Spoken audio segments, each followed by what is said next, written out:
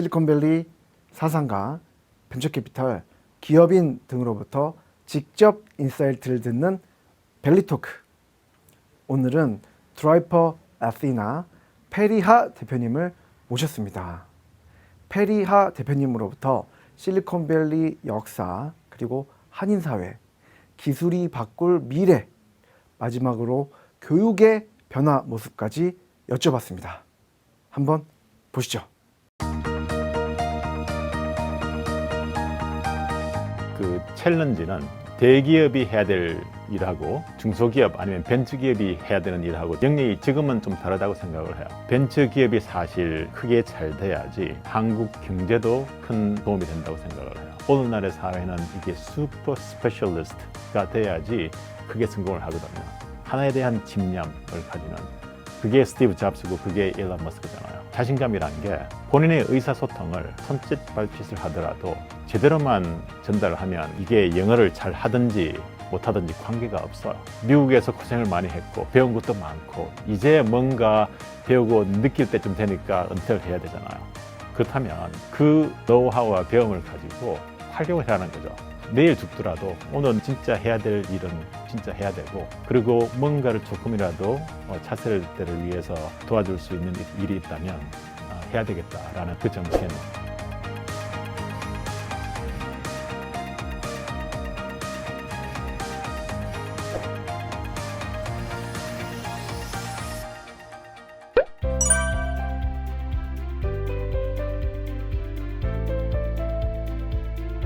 예, 저는 원래 공대 출신이고요. 1978년 그 아버님 취업 때문에 우리 가족이 다 이민을 왔습니다. 제가 고등학교 1학년 때고요. 그 당시 영어를 한마디도 못하고 왔으니까 공대 출신의 박사, 석사, 그리고 직장 생활도 기술 개발 쪽으로 한 5년 일을 했습니다. 그리고 뒤늦게 MBA를 했고요. 그래서 어떻게 보면 기술자로서 공부를 하고 응용을 하고 그리고 MBA를 하면서 제일 처음 비즈니스 쪽으로 좀 전향을 할 수 있는 그런 좋은 기회가 됐다고 생각합니다. MBA 과정을 끝내고 나서 경영 컨설팅을 한 4년 하면서 마침 보스턴에서 실리콘밸리로 올 수 있는 기회가 있어서 1997년 실리콘밸리로 이사를 왔습니다. 그 당시에도 상당히 벤처 캐피탈 쪽으로 그리고 스타트업 이코시스템이 상당히 활발했습니다. 인터넷이 슬슬 뜨기 시작한 게 1990년 초, 그러니까 벌써 7, 8년 후잖아요. 그래서 완전히 첫 큰 버블이 아시다시피 2000년도에 왔었잖아요. 그때까지 그 실정을 이뤘지만 그전에도 벌써 벤처 쪽으로 투자가 많이 됐었고 물가도 상당히 비쌌습니다. 그 당시 환경을 보면 인터넷이 뜨기 시작하면서 사실 인터넷에 대한 기대치가 되게 높았습니다. 물론 실리콘밸리이기 때문에 타 지역보다 훨씬 더 기대가 컸고요. 그러다 보니까 인터넷을 차세대 플랫폼으로 보고 이게 B2C, B2B 아니면 B2B2C 이런 비즈니스 모델들이 그 당시에 다 나왔었거든요. 그래서 거품이 상당히 많았습니다. 심지어는 좋은 이름 woman.com 이라는 회사가 이름 하나 가지고 상장을 할 정도로 그 당시 버블이 많았고요. 지금 사실 보면 지난 10년 동안 스마트폰이 나오고 나서 거의 유사한 비즈니스 모델 컨셉들이 나오기 시작하면서 다만 그때하고 지금의 차이는 그때는 인터넷이 제대로 보급이 되지 않았기 때문에 기대치 때문에 회사의 펀더멘탈 매출이라든지 탄탄한 에셋이 없는 상황에서 상승을 하다가 다 무너졌고요. 그 반면에 지금은 회사 코어 비즈니스가 아주 탄탄합니다.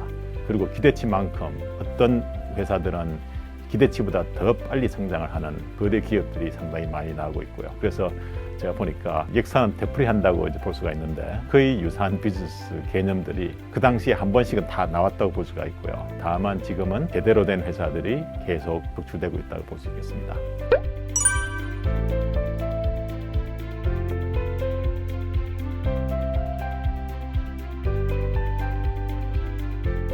제가 보스턴에 있을 때는 경영 컨설팅을 계속 해왔고요. 그리고 그 샌프란시스코 쪽 실리콘밸리 쪽으로 이사를 와서 끝에는 계속 경영 컨설팅을 해왔고요. 그래서 저는 느낀 게 실리콘밸리에 와 보니까 모든 게 기술 기반이고 벤처 기반이고 해서 상당히 기회가 좋을 거라고 생각을 했고, 저도 나름대로는 기술자 출신의 경영 쪽으로 슬슬 눈을 시작하면서 접목을 해서 뭔가 할 수 있는 일이 어떤 게 있을까 고민을 하다가 마침 우연히 펀드레이징을 할 수 있는 기회가 있어서 어떻게 보면 하나의 벤처 창수사를 만들었다고 보시면 되겠죠. 그 당시 97년 말에 아테나 테크놀로지 벤처즈라는 그 벤처 캐피탈 회사를 만들어서 지금은 이름은 계속 바뀌었지만 그대로 한 22년 동안 뭐 투자 역할을 이렇게 하고 있습니다.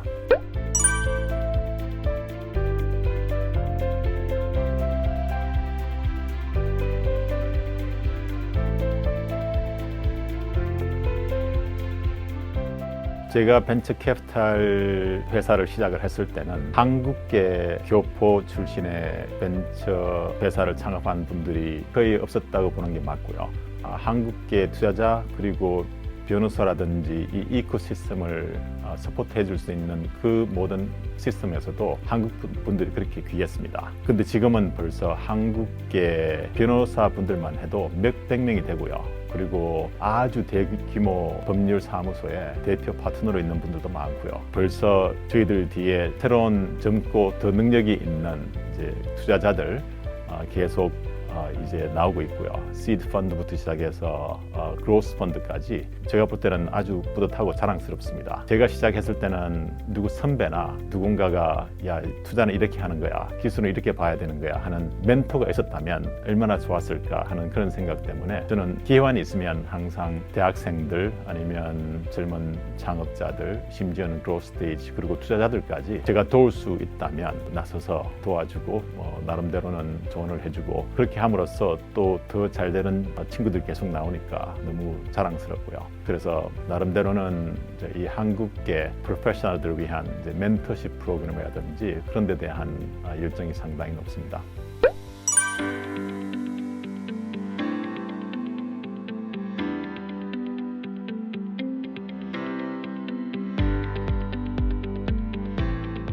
실리콘밸리에 한국계 창업자들이 그렇게 많지 않은 이유는 첫째, 우리 한인 그 이민 역사가 그렇게 길지가 않고요. 중국, 인도계를 비해서 그리고 숫자도 훨씬 더 적습니다. 그래서 2000년에 그때는 심지어는 구글에서 개발자로 있는 한국 분들도 거의 없었고요. 근데 지금은 제가 알기로 구글에 거의 한 60명에서 한 7, 80명 정도의 개발자가 여러 레벨에서 활동을 하고 있다고 알고 있고요.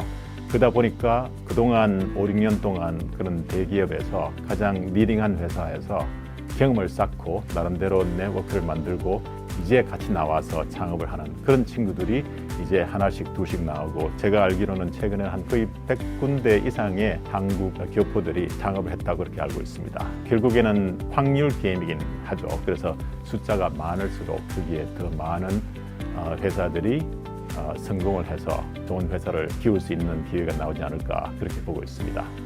일단은 창업자들이 많이 생겨서 크게 성공을 하면 자연히 성공하고 나서 그 후배들이 그런 분들을 보고 모델을 삼아서 성공할 수 있는 그런 자신감도 가지고 또 그런 분들이 또 그 후배들을 위해서 투자도 하고 자문도 하고 하기 때문에 자연적인 그런 사이클이 생기지 않나 선순환이 되지 않나 그런 생각이 듭니다. 다만 더 빨리 더 많은 한국 분들이 성공을 할 수 있게 만들자면 조금 더 체계적으로 멘토십 프로그램을 만든다든지 아니면 다들 바쁘겠지만 자기 회사들 창업해서 키우는데 급급하겠지만 5%의 시간이라도 할애를 해서 후배들 자문을 한다든지 리드를 해준다든지 서로 도와준다든지 하는 역할을 하면 제가 볼 때는 기하학적인 결과를 가져올 수 있다고 생각을 합니다.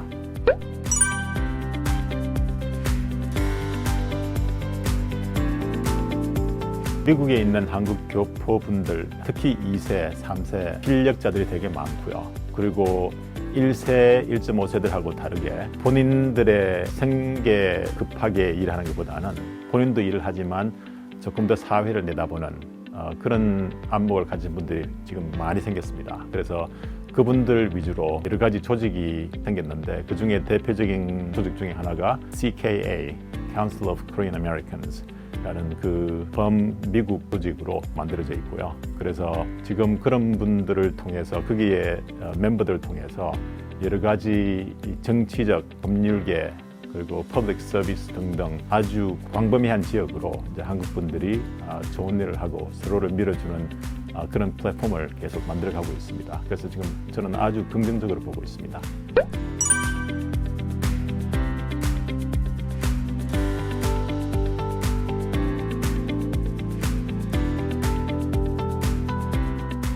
저는 미국에 있는 한국 교포들이 어떻게 보면 더 좋은 인플루언스, 영향을 한국에 가져갈 수 있다고 생각을 해요. 그래서 제 생각에는 아직까지 미국에 있는 교포들 인원이라든지 아니면 전체적으로 봤을 때 성공한 분들이 그렇게 많지는 않지만 제가 볼 때는 급속도로 성장을 하고 있습니다. 성공을 하는 분들이. 그렇다면 그런 분들이 사실 새로운 문화를 미국 문화와 한국 문화의 좋은 점을 추려서 그걸 키워서 다시 역수출을 할 수 있는 그런 좋은 기회가 올 거라고 생각을 합니다. 그래서 제가 볼 때는 미국에 있는 한국 교포들이 한국에 있는 한국 분들하고 융합을 해야 된다. 그런 생각보다는 그런 건 당연히 오고요.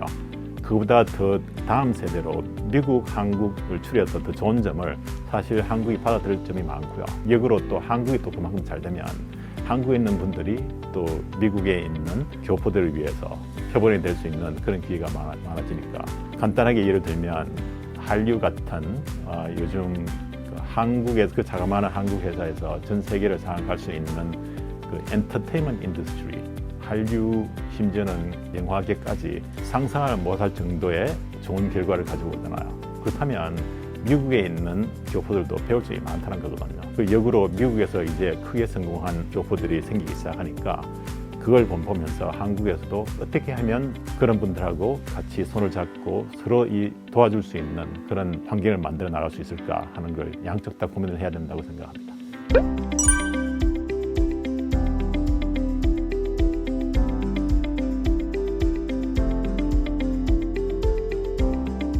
제가 이런 이야기를 자주 합니다. 1세대, 1.5세 한국 분들이 미국에서 아주 크게 성공을 못했던 이유 중에 하나는 그 자신감 때문이에요. 그 당시만 해도 우리 대한민국이 그렇게 경제적으로 아니면 브랜드 측면에서 전 세계에 그렇게 알려져 있지 않았고 또 둘째는 한국 문화가 상당히 소극적이에요. 글로벌 비즈니스를 하는 데는 크게 도움이 되지 않는 그런 부분이 상당히 많았거든요. 겸손해야 되고 본인이 영어를 완벽하게 하지 않으면 자신감을 잃으면서 의사소통을 제대로 못하는. 근데 어떻게 보면 자신감이란 게 본인의 의사소통을 손짓 발짓을 하더라도 제대로만 전달을 하면 이게 영어를 잘 하든지 못하든지 관계가 없어요. 그래서 의사소통이 중요한 것이지 영어를 어느 정도 잘한다가 중요한 게 아니거든요. 그래서 그런 차이점을 확실히 이해를 하고 그렇기 때문에 나는 내 그 실력에 대해서 자신이 있어 라는 걸 잊지 않고 나가서 글로벌 사업에 임하면 훨씬 더 크게 성공을 할 수 있으리라고 생각합니다.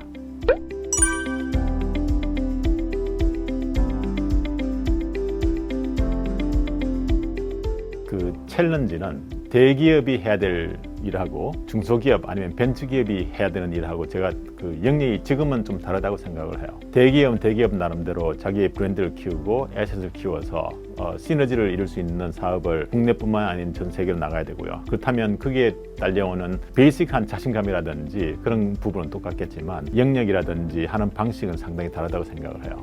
근데 저는 벤처기업에 상당히 오래 몸을 담고 있다 보니까 벤처기업이 사실 크게 잘 돼야지 한국 경제도 큰 도움이 된다고 생각을 해요. 아시다시피 한국 경제의 가장 큰 문제가 청년 실업률이잖아요.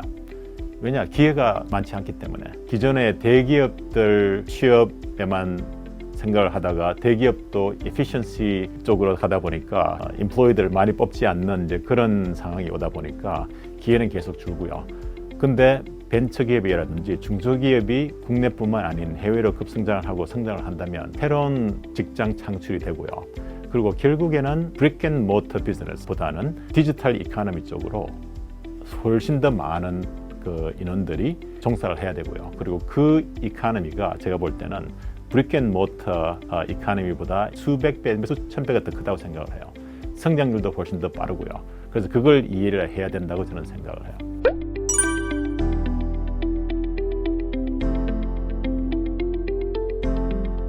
최근에 엔타이 에이징에 대해서 공부를 좀 하다 보니까 우리의 인생은 이제 80, 90에서 끝나는 게 아니고 충분히 뭐 100세, 110세, 120세까지 봐야 되니까 그렇다면 지금이라도 새로운 커리어를 시작해도 전혀 문제가 되지 않은 그런 세월이 주어지거든요. 그래서 새로 은퇴를 하시는 분들을 보면 지금 은퇴해서 뭐 할까 생각하기보다는 제2의 커리어, 영역이 다를 수도 있고요. 아니면 똑같은 영역이라도 본인이 가지고 있는 경험, 네트워크를 통해서 후배들 잘 멘토링 해줘서 뭔가를 만들 수 있는 그런 비즈니스 모델. 그렇게 생각하면 지금 은퇴 생활이 훨씬 더 지금까지의 커리어보다는 더 재미있고 의미 있는 그런 생활이 되지 않을까 그런 생각이 좀 들어요.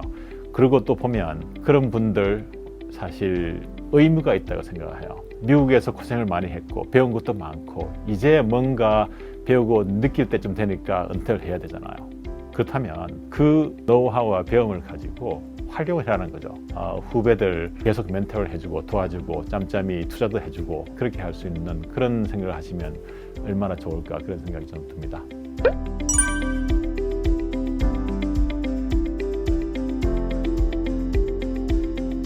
저도 이제 그래도 아주 어릴 때는 아니지만 고등학교 때 미국 와서 정신없이 고등학교 생활하고 대학교 생활을 했지만 차라리 그 덕분에 저는 한국 문화와 미국 문화를 볼 수 있는 그런 눈은 생겼거든요.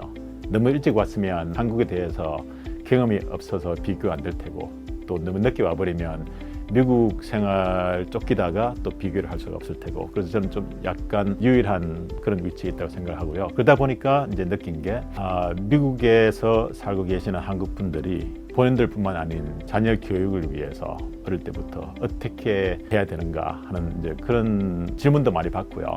그리고 어떻게 해야 되겠느냐라는 그런 생각을 좀 많이 해보게 되는데 제가 볼 때는 한국적인 사고방식을 좀 버려야 된다고 생각을 해요. 한국적인 사고방식이 뭐냐? 다들 아시다시피 선행 공부를 해서 학교 성적이 좋게 나오고 그리고 다들 하는 피아노라든지 발레라든지 등등 활동을 계속 해야 되는데 제가 볼 때는 첫째 부모하고 자녀 사이에 대화를 많이 해야 된다고 생각을 해요. 아무리 어리더라도. 하지만 이 부모하고 자식의 차이를 두는 대화가 아닌 너 밥 먹었니 숙제했니가 아닌 동격으로 항상 왜라는 질문을 던지면서 그 어릴 때 사고방식이 제대로 돌아가지 않겠지만 그래도 계속 그걸 격려를 해주고 계속 뭔가를 이야기하도록 만드는 이게 왜 좋은가 하니 사고방식을 첫째 개발시키고요. 둘째는 본인 PR 커뮤니케이션 스킬이래요. 다들 아시다시피 어떤 영역이든지 성공을 하려면 IQ는 어느 정도만 가면 돼요. 그 나머지 성공의 요소는 EQ거든요. EQ에 포함되는 부분이 본인의 PR, 커뮤니케이션을 잘해야 되고요.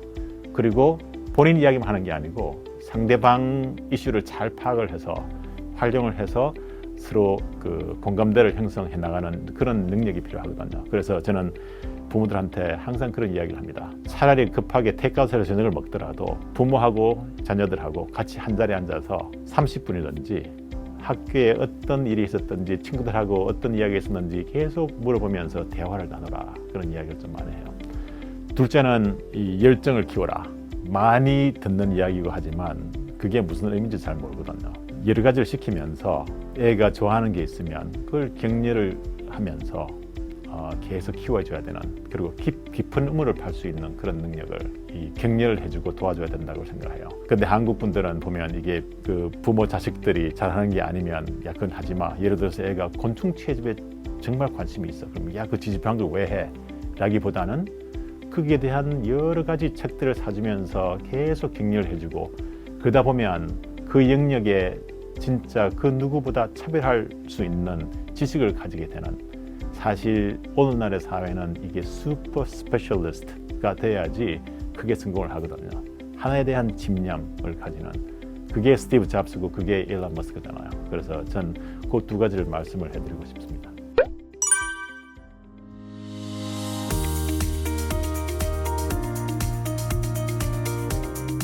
생각 이상으로 미국에 계시는 한국 분들이 힘든 분들이 되게 많아요.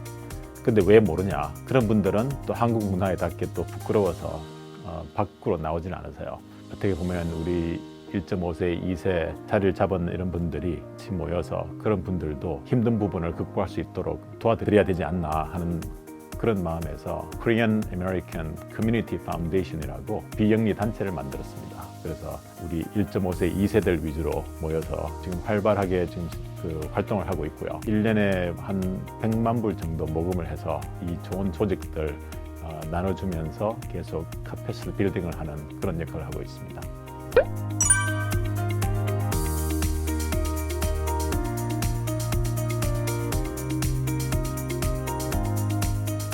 와이프하고는 대학교 1학년 때 만났고요. 그리고 둘 다 이제 학사과정, 석사과정 같이 하면서 6년 같이 지냈고요. 그리고 일찍 결혼을 했죠.